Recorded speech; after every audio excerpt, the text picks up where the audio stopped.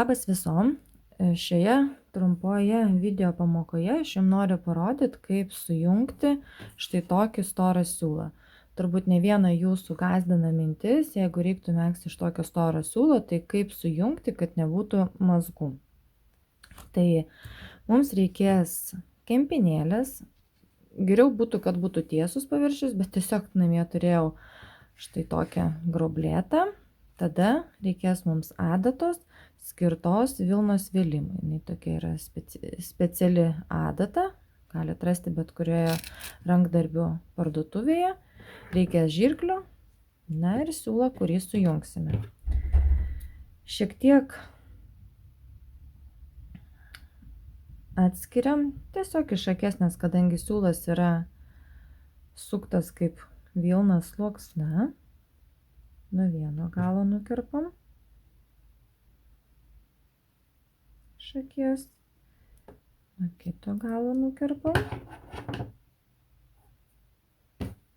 Taip.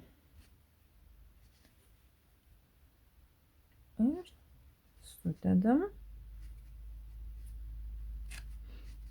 Ir pradedame vilną velti adatos pagalba.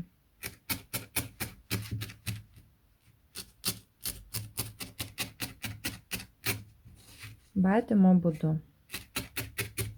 Tokiu principu vilna tarpusavyje sukimba.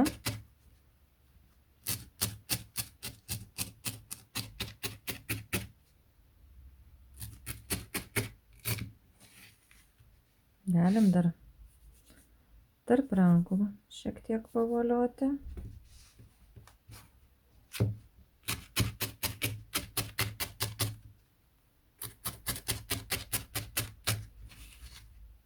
Pakeičiant pozicijas ir tik stenkimės nesuvelt, kad būtų jau kaip veilokas, kad būtų labai jau kietas, nes tiesiog jums mezgama akis bus labai kieta ir jinai bus tiesiog negraži. Tai norint paslėpti, kad nebūtų mazgo, mes galim tiesiog tokią savo meškos paslaugą padaryti ir gausim vis tiek negražią akį, jeigu labai kietai mes išvelsim. Tai va. Na, aš visada ar šlapiuoju būdu, ar sausuoju būdu, jeigu jungiu siūlą, aš visada dar patraukeliuoju, pasižiūriu, ar tikrai sukibo. Nereikia visos jėgos, nes jeigu siūlas nesukibo, užtenka ir nedidelės jėgos traukantis, jeigu nesukimba, jisai iš karto ir atsijungia vienas nuo kito galas, o jeigu jinai yra sukibusi, tai mes jaučiame. Bet nereikia tikrai tempti iš visos jėgos, nes tiesiog mes siūlą suplėšysim dėl per stipraus traukimo. Tai va. Tai turim sujungtą storą siūlą ir neturėsit mazgelių jokių ir galėsite megzti toliau.